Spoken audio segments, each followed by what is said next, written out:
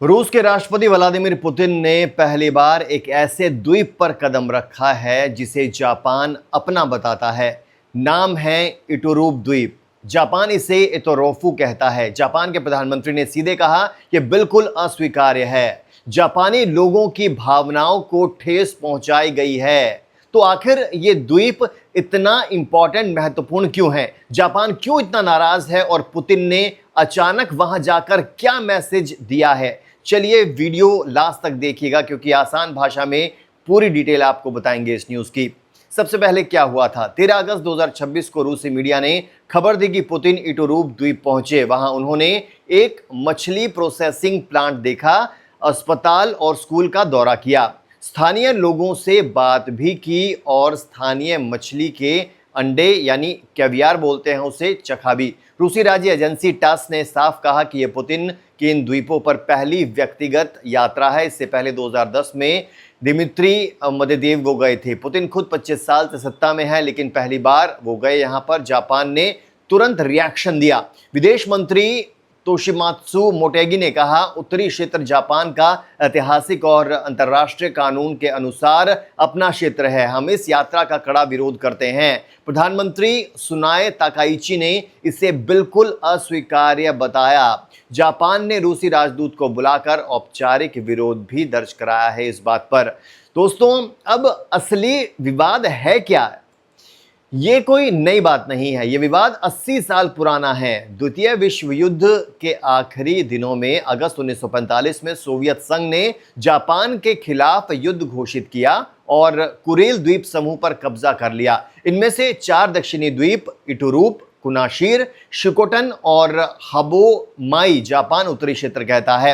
Japan का कहना है ये द्वीप हमेशा से हमारे रहे हैं। 1855 की संधि के मुताबिक भी ये जापान के थे। सोवियत संघ ने युद्ध के बाद अवैध कब्जा किया और लगभग 17,000 जापानी निवासियों को वहां से निकाल दिया था।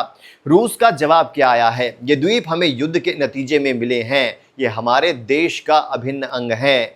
जापान को ये बात बिल्कुल भी एक्सेप्ट नहीं है, स्वीकार कर लेनी चाहिए उसे। इसी विवाद की वजह से रूस और जापान ने आज तक औपचारिक शांति संधि भी नहीं की है, यानी कानूनी रूप से दोनों देश अभी भी युद्ध समाप्त की संधि नहीं कर पाए हैं। अब दोस्तों, जापान क्यों इतना गुस्से में है, क्यों इतना नाराज है? जापान के लिए ये सिर्फ एक जमीन का सवाल नहीं है दोस्तों, ये राष्ट्रीय भावना और इतिहास का सवाल है। पुतिन का वहां जाना जापान को ऐसा लगता है जैसे रूस साफ कह रहा हो ये द्वीप हमारे हैं और हम इन्हें कभी नहीं देंगे, खासकर जब रूस जापान रिश्ते पहले से ही काफी खराब हैं। यूक्रेन युद्ध के बाद जापान ने रूस पर प्रतिबंध भी लगाए हैं कई, तो यह यात्रा रिश्तों को और ज्यादा बिगाड़ने वाली है। जापान का कहना है कि जब तक ये 4 द्वीप वापस नहीं मिलते तब तक शांति संधि नहीं होगी। पुतिन ने जाकर दिखा दिया कि रूस इस मुद्दे पर कोई भी समझौता करने को तैयार कतई नहीं है। तो दोस्तों, रणनीतिक इंपॉर्टेंस क्या है, महत्व क्या है? ये द्वीप सिर्फ नाम के नहीं, यहाँ बहुत अच्छी मछली मिलती है दोस्तों। सामरिक रूप से बहुत इंपॉर्टेंट है, महत्वपूर्ण जगह है। रूस का सैन्य अड्डा भी यहाँ पर है। पुतिन की यात्रा से पहले रूस ने प्रशांत बेड़े के सैन्य अभ्यास भी किए थे, यानी संदेश साफ था, हम यहाँ मजबूती से मौजूद हैं, डटे हुए हैं। तो दोस्तों, अब आगे क्या आपको बता देते हैं। पुतिन ने पहली बार विवादित इटुरूप द्वीप पर कदम रखा है। जापान ने इसे अपनी संप्रभुता पर हमला मान लिया है और कड़ा विरोध जताया है।